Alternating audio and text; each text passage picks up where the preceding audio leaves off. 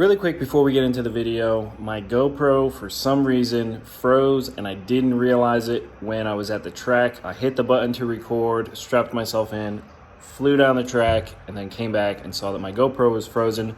I only made one pass the other night. So unfortunately, I don't have the actual footage of the race, but I have the time slip. We'll go over the time slip. Let's go ahead and get into the video. Again, sorry about not the actual racing footage, but we will compare time slips. And obviously this isn't gonna be the last time I'm gonna be racing the car. What's going on, guys? Dan back here at the Regular Guy Garage. I want to show you what I'm going through to get the car ready to take it out one more time down the drag strip before we get the car tuned to see if I can sneak into the 7s under my own tuning. And this is 8th mile I'm talking about here. So let me show you what I got going on real quick. So I removed basically anything from the interior that isn't needed for the most part. So the entire rear of the car. I also started scraping out all of that like matting, whatever it is. Believe it or not, I mean, that stuff actually added up to feel like a pretty significant amount of weight. But, I mean, at the same time, I was planning on doing this anyway because I'm going to be putting a cage in the car this winter. So, you know, just getting everything out, going to clean it up, going to get the headliner out, leaving that seat in. I'm probably going to leave the carpet in, too. I'm going to leave the carpet in, but we'll see. Eventually, we're going to have, so it'll be the cage. It'll be like, you know, a racing seat of some sort. On both sides, because I know, you know, my kids like riding in the car, so I'll get 2 seats in. But yeah, anyway, this is what we're looking at for here. It's going to just be me in the driver's seat, nothing else in the car. Hopefully I can get all this stuff scraped out. If not, it is what it is. As you saw the interior, what I have here is a set of brand new, call them front runners, but they're not really official front runners. We're not going fast enough for that yet. These are just some Federal 185 60/15 tires that I'm going to use on the front. Because these tires that I have on there now are just, they've lived their life. It's time for those to go. Additionally, so if you guys don't know, this is a 28x10.5 on the rear. It's too big for what we're running. This tire can withhold a lot more horsepower. And honestly, I think it's slowing us down. So what I ended up going to is this tire, which is a Hoosier 26-inch tall tire. So this is a 28x10.5. This is a 26.8.5. So we're a little thinner and a lot shorter, as you can see. Let me just put these up next to each other. So, and I mean, like, so I'm you know, running a 28-inch tall in the back, and I think that equates to like a 26-inch in the front. Not optimal. So we're going to bring the back end of the car down a little bit, reduce rotational mass. You know, it's still a radial, so we're not making nearly enough power to, you know, really blow the tires off these things. So we should pick up some ET with this. Now, what I want to do is get the car back out to the track.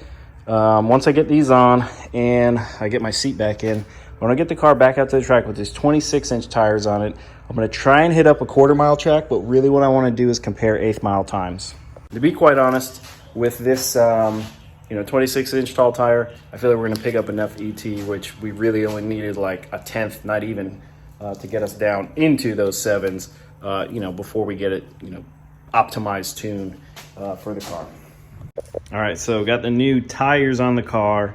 In case you haven't noticed, the rear tires are a much smaller drag radial than what I had on the car. So these are a set of Hoosier, as I showed you, 26x8.5.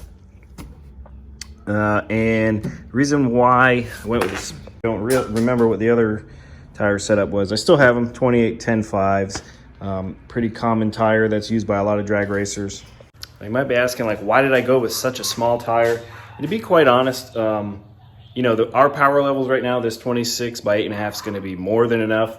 You know, less rotational mass, a little bit shorter tire that should give us better 60-foot, hopefully a better time out to the 8th mile. So we're going to give this a shot. The tires are actually on sale, so they weren't even really like that crazy expensive. So we're going to give these a shot to see if they can get us any faster.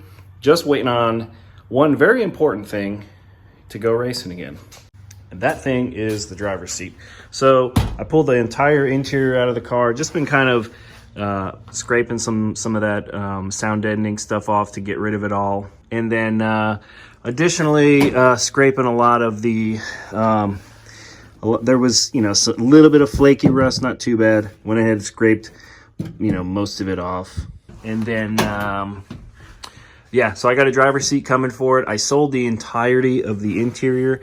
So like I said, we're going to cage the car, you know, eventually once, you know, we're going to start, you know, cutting stuff up and whatnot as we move along. But, you know, for now, we'll get it set up to be a full-on, you know, drag purpose car.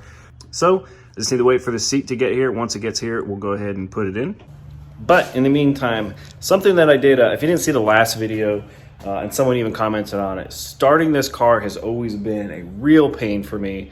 You know, not just the whole flex plate thing, all that's fine and well, thankfully, but with the actual tuning of the car. And so what I did was, you know, I did a lot of reading. I've been doing a lot of reading on tuning, especially, you know, tuning in general, but then also tuning with the Holley Terminator X. And what I went ahead and did was I went into my tune software and I pulled like 40% of fuel out of the car, the blocks on the fuel table, for when the car is cranking. And I think I'm onto something because when I had, you know, if you haven't seen the video, I'll just go ahead and put the previous way the car used to start right here.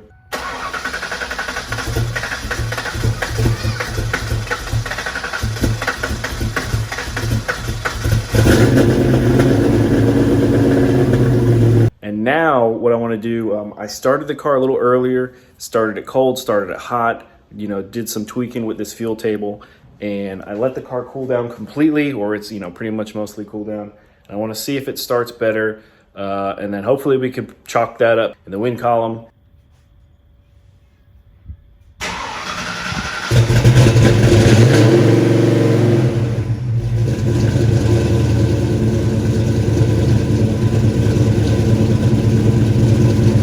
All right, guys, so got a racing seat in the car. I did not film the installation process. It was relatively quick, not really anything crazy. This is an 18-inch. This is a Jegs Racing, you know, relatively cost-effective seat. I need to get the pad for it because it's not really that comfortable. I got a little pillow in there now just to kind of give me a little support on the bottom, but car is all set and ready to go back to the racetrack. I'm going to try and get there Wednesday, so if this video continues, next time you'll see it is at the racetrack, and then we'll see what it does. I took it for a quick test drive just to kind of work out a few of the kinks. And I will honestly say, with the car gutted completely, plus the 26-inch tire setup, I think we're gonna run a little faster. I won't make a bold prediction, but I think it's gonna be faster than definitely dip into the 7s, I hope. But it should definitely be faster than that 8.0 we've been running. Remember how I said like I was missing some bolts? Well, I don't know how, but that's the bolt I was missing, and it was sitting on this bracket. Now this is kind of funny because I just took this whole assembly off as one piece, and I actually laid it over right there. So somehow the bolts, which I probably did throw it in there, but hey, at least it stayed. So yeah, I'm gonna go ahead and put this bolt back where it belongs. What's actually kind of funny is like I've been testing the car and stuff, like driving it around, some wide open throttle and all that stuff, and it stayed right there. So got lucky.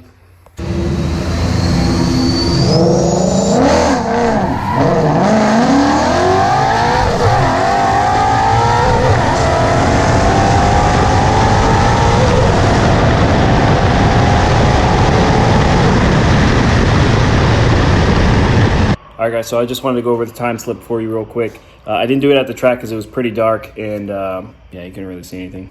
So car ended up picking up a lot of time.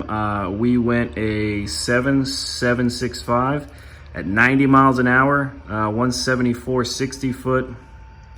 So yeah, we picked up, I mean, our last pass was 8.1 at 86. And our fastest pass to date before this was an 8 flat at, I believe, 87. So, you know, gutting the car plus that 26-inch tall tire, I mean, we picked up a solid amount of time. My best 60 foot before this was at 1.86, I believe, or maybe 1.82. But either way, we dropped down to the 1.7s. And, you know, I think on this setup alone, I mean, we could easily get it down to the 1.6s. And then as far as, you know, 776, and I did short shift second gear. I felt it pulling still hard. I heard the RPMs getting higher up there. I need to get an actual tack so I can see, or like some sort of Velcro so I can stick that Holley screen up on the dash. Because, you know, I'm just basically going off of what I can hear and feel in the engine. So, Yeah, I mean, I really think, you know, had I ran it out, because first gear I ran it out to almost 6,300 RPM and it pulled. I mean, it ripped right through first gear. Really felt really good. I think if I would have held it till at least 6,100, I think we would have maybe won, you know, a 69, like a 769, maybe a little faster. But really happy with that. You know, the goal for the car initially was a 799. This time I wanted 770s. I got 770s. So, and that's just on me, just my tune. You know, the car actually stalled right after the burnout. You know, wide open throttle, we were good. The compensation, so the tune was compensating a good amount from about 5,000 to 5,800, and then it started compensating a lot. It started compensating like 12% or something like that. So once we get this car tuned next week, I'm very confident that we can probably go 750s on this setup, you know, 8th mile. And just to, you know, put this into perspective, you know, that was only an 8th mile track. Put this at, you know, what it would be roughly quarter mile. You know, we're looking at a 12 flat just on this 779 or 776. If we are able to do 750s, I mean, we're down in the 11s, and this is, you know, just a, I mean, 331 car, all motor, no nitrous, no nothing. The goal is to go as fast as we possibly can before we start throwing power adders and stuff at it. But anyway, guys, if you like the video, be sure to give it a thumbs up. If you're new, be sure to subscribe, follow the playlist. If you don't follow me on Instagram, at Regular Guy Garage, I post on there every now and again, not too often though. And as always, thanks for watching. Take care. We'll see you on the next one.